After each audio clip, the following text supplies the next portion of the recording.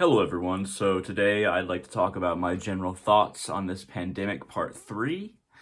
I learned some stuff recently.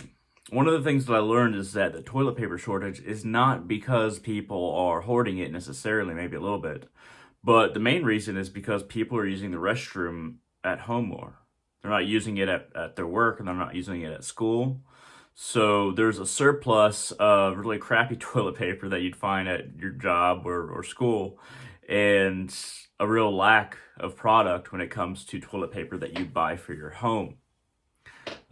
This is interesting because usually, you always hear that a pandemic, one of the two things that people buy and hoard is toilet paper, and the other one is ammunition. For some reason, it's not food as much. Maybe it's because in the United States there's just so much food all the time that we always have access to it.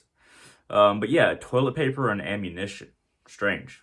Another thing that I learned today is that the coronavirus death toll and infection rate is much higher in African American and minority communities, which is incredibly unfortunate.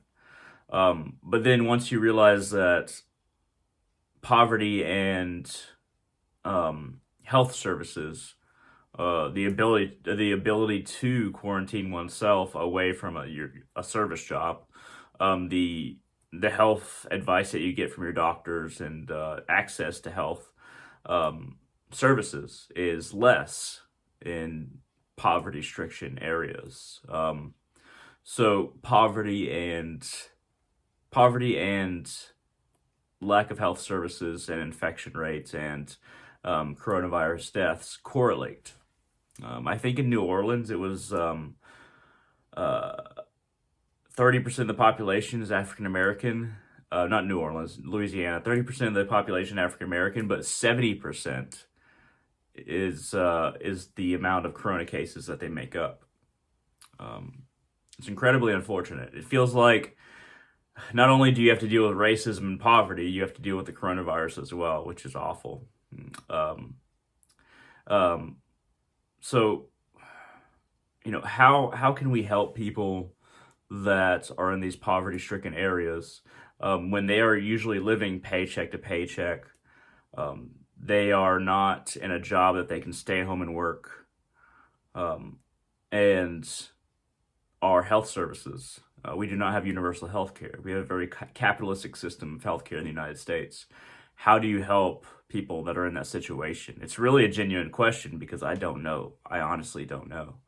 Um, I feel for my brothers and sisters of color for sure, and it's an unfortunate time to be in a impoverished section of society.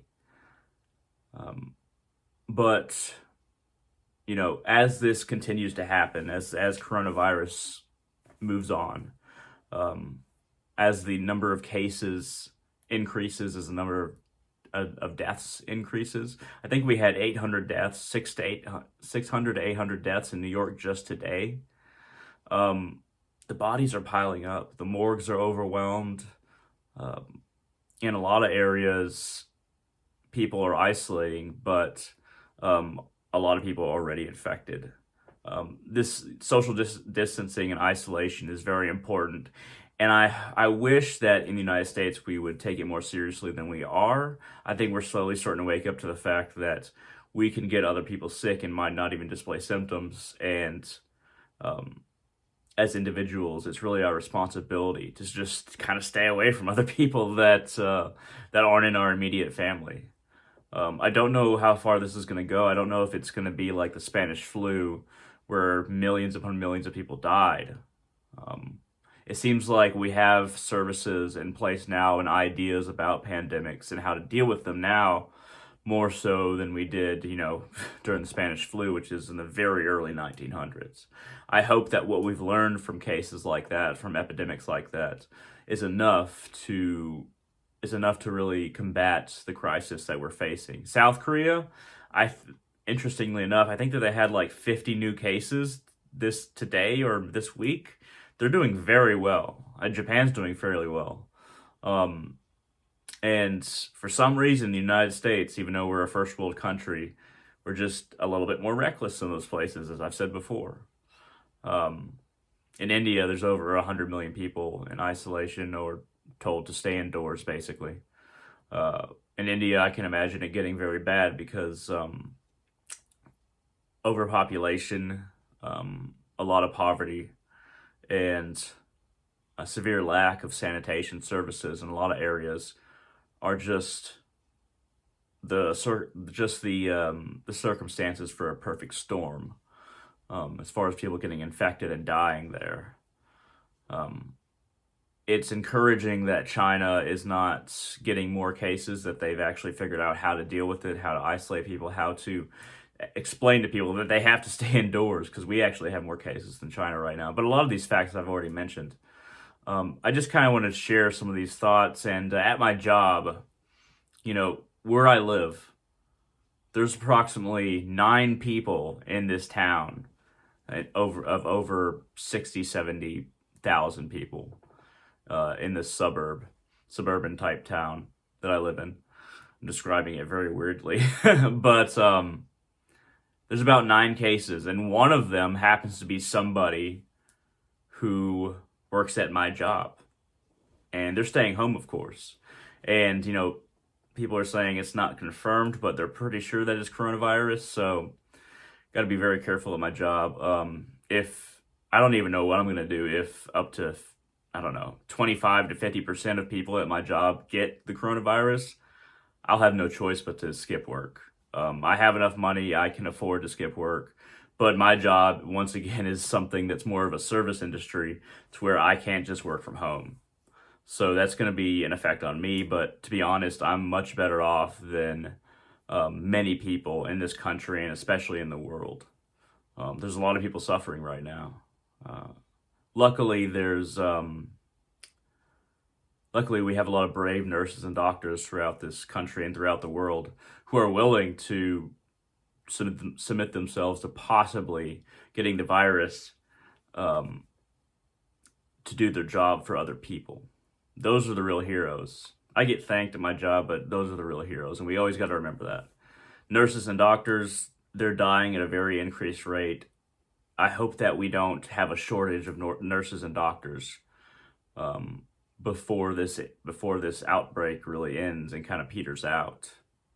And of course, the coronavirus, just like the Black Plague, it can recede into the worst spots where it will manifest, and then it can cause another outbreak, just like the Black Death did. It receded into swamps and places where a lot of rodents were, and then it came back, the bubonic plague, at least if my facts are correct, which I think that they are, because I've been studying this recently because, it's something that concerns us all, not just a particular kind of person, not just a particular area that you live in.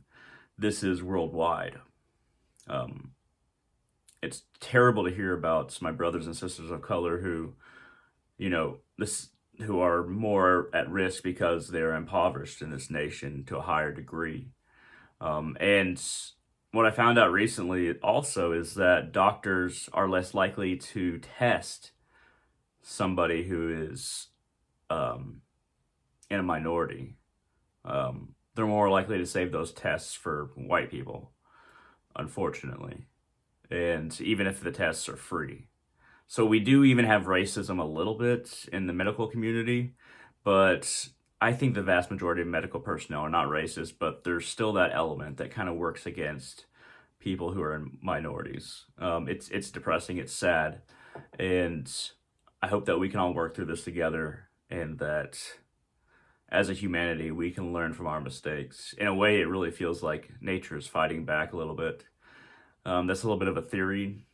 It's not confirmed, but I feel like our karma as humanity um, is paying a little bit for our overindulgence.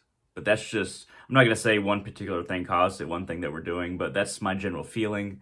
Take it for what it's worth, take it with a pinch of salt, or perhaps a whole can of salt. Who sells salt in cans? Never mind. But I feel like this is a little bit of karma that we as human beings in general have accumulated, and it's coming back, and the earth is making us afraid and realizing that what we're doing right now is not what we should be doing. At any rate, thank you very much for listening. I hope this was interesting. I hope this was a little bit enlightening, hopefully. If you have any questions, comments, concerns, feel free to contact me at www.facebook.com/hunter.salazar. And you can message me, you can friend me, and we can talk about this together. You can say what I got wrong, what I got right, or your concerns. I'm very much open to all kinds of communication. Thank you very much for watching, and hope all of you stay safe and stay well during this pandemic.